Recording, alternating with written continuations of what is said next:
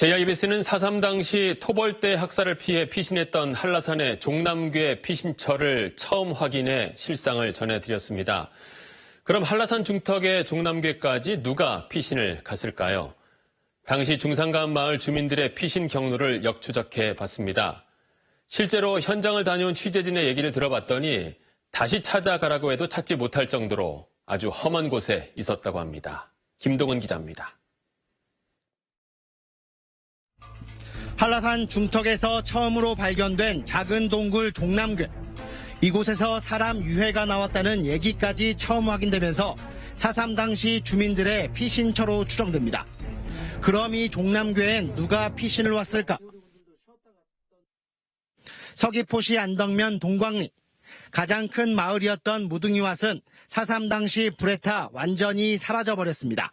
4.3 일어나니까 우리 동강은 다 망해버렸주게. 서춘도 하나씩 멜석해 집에 몇 집이 있주게. 무차별 토벌 작전이 벌어졌던 지난 1948년 12월. 토벌 때는 마을 주민들을 학살한 후 잠복해 있었습니다.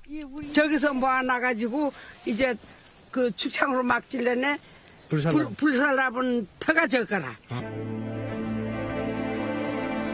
다음 날 시신을 수습하러 온 주민들을 산채로 붙잡아 불태워 죽이기까지 했습니다. 불을 붙여본 거라. 불을 붙여보는 사람들은 뭔 죽지 않으니까 막 그냥 둥그러 막 둥그러.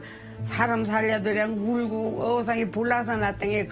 제주 4.3 학살 가운데 가장 잔혹한 학살로 불리는 잠복 학살입니다. 우리가 상상도 할 수 없을 만큼의 그런 참혹한 광경이었다. 살아있는 사람을 불태워 죽였다. 그러니까 이거는 어떤 이유가 있든 간에 사람이 할 수 있는 행동이 아니죠. 공포에 질린 무등이왓 등 동광리 주민 상당수는 인근 큰 널괴로 피신했습니다. 칠흑 같은 어둠 속에서 40여일을 버텼습니다.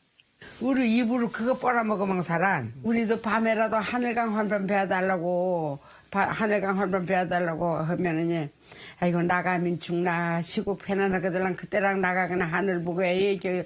하지만 큰 널괴마저 토벌대에 발각되고 주민들은 뿔뿔이 흩어져 피난길에 오릅니다.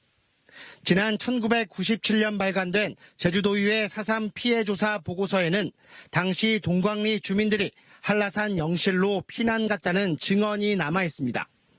한라산 영실, 즉 볼레오름 인근은 종남괴가 있는 곳입니다. 무등이왓에서 큰 널괴로 다시 도로름에서 한라산 영실 인근의 볼레오름까지 직선거리로도 20km나 되는 죽음의 피난길이었던 셈입니다. 토벌 작전이 벌어져가지고 거기도 도로름이 안전하지 못한 거예요. 안전하지 못하니까 이분들이 다시 이제 자기네가 생활을 했던 터전 중에 한 곳인 이 볼레오름으로 오는데 하지만 목숨을 건 피난은 성공하지 못했습니다. 눈길을 쫓아온 토벌대는 종남괴가 있던 한라산 볼레오름 인근에서 피난민들을 붙잡아 정방폭포에서 집단 학살합니다. 정방폭포에서 학살된 주민 230여 명 가운데 동광리 주민이 30여 명으로 가장 많았던 것도 이 때문입니다.